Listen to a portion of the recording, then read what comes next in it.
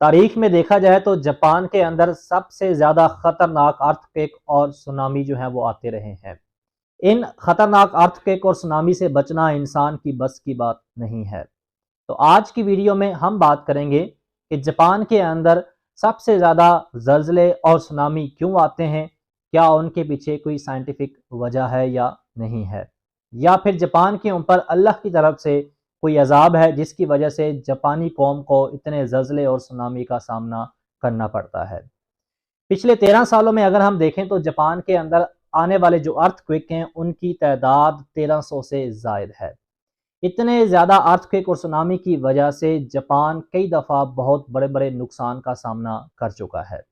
2000 से लेकर 2022 तक जापान के अंदर आने वाले जो अर्थक्वेक हैं उनकी तादाद 300 से ज़ायद और छोटे बड़े जो सुनामी हैं वो 5 हैं, जिनमें से 2011 का जो सुनामी था वो एक जानलेवा सुनामी था जो समुद्र के अंदर 9.1 मैग्नीट्यूड के ज़लज़ले के नतीजे में 50 मीटर ऊंची लहर की वजह से पैदा हुआ।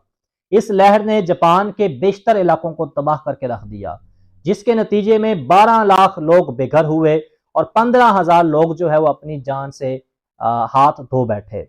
और इसी सुनामी के अंदर ही जापान का एक न्यूक्लियर पावर प्लांट एक जोरदार धमाके के साथ ब्लास्ट हुआ और बहुत ज्यादा रेडियो एक्टिव एनर्जी की वजह से जापान को सुनामी के साथ साथ दूसरा नुकसान बर्दाश्त करना पड़ा।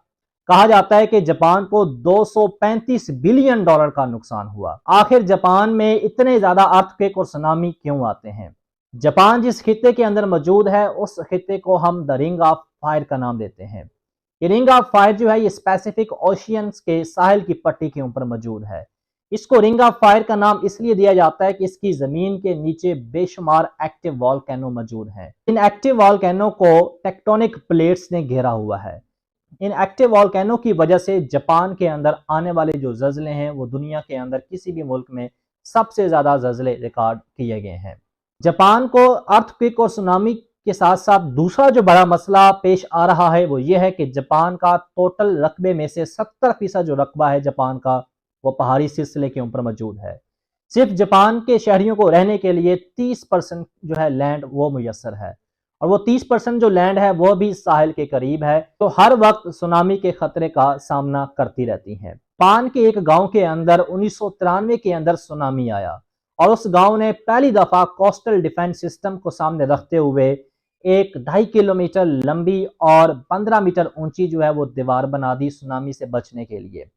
2011 के सुनामी के नतीजे में उस दीवार ने सुनामी की शिद्दत को काफी कम किया, लेकिन कुछ इलाकों में सुनामी की शिद्दत इतनी थी कि सुनामी उस दीवार को भी साथ बहा के ले गया। जापान सुनामी से बचने के लिए वो सोच रहा है जो एक आम इंसान भी नहीं सोच सकता।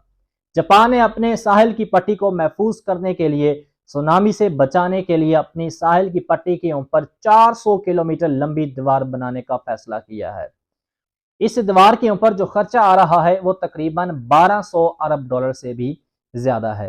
तो क्या जापान इस दीवार को बना के सुनामी से बच सकता है या नहीं बच सकता? इस दीवार को बनाने से पहले जापान के माहिरीन ने लैब्स के अंदर मुख्तलिफ तरह के एक्सपेरिमेंट्स किए, आर्टिफिशियल छोटे लेवल के सुनामी पैदा करके और उन सुनामी की शिद्दत को मुख्तलिफ दीवारों के ऊपर प्रैक्टिकली ऑब्जर्व किया गया और साइंस को मद्देनजर रखते हुए इन दीवारों का डिजाइन जो है स्पेशल इस तरह डिजाइन किया गया है कि ये जो दीवारें हैं ये सीधी खड़ी हुई नहीं है, बल्कि ये दीवारें कर्व शेप के अंदर हैं, ताकि सुनामी की लहरें इन दीवारों से टकराएं तो वापस लहरें दोबारा समुद्र में जाके पीछे आने वाली लहरों का जो प्रेशर है उसे कम कर दें। जापान तकरीबन आधे से ज्यादा जो दीवार है वो तामीर कर चुका है। इस दीवार को लेके जापान के शहरियों के कुछ तहफ़्फ़ुज़ात हैं। जापान के सिटीज के अंदर साइल्स के ऊपर ये जो दीवार बनाई गई है, इस दीवार की ऊंचाई जो है वो 15 मीटर, जो 4 मंजिला बिल्डिंग से भी ज्यादा है। जापान के शहरी ये समझते हैं कि जैसे हम जिंदगी गुजार रहे हैं एक बंद कमरे के अंदर, एक दीवार के अंदर। और इस दीवार को लेके जापान के शहरी ये भी तहफ़्फ़ुज़ात जाहिर करते हैं कि जापान जो है वो अपने सयाह जो जापान के अंदर आते हैं उनसे महरूम हो जाएगा। बहुत सारे सयाह जो जापान के अंदर आते हैं वो जापान के साहली इलाकों से लुत्फ़ अंदोज़ होते हैं, तो ये जो दीवार है ये दीवार सयाहत की जो इंडस्ट्री है उसको भी नुकसान पहुंचा सकती है।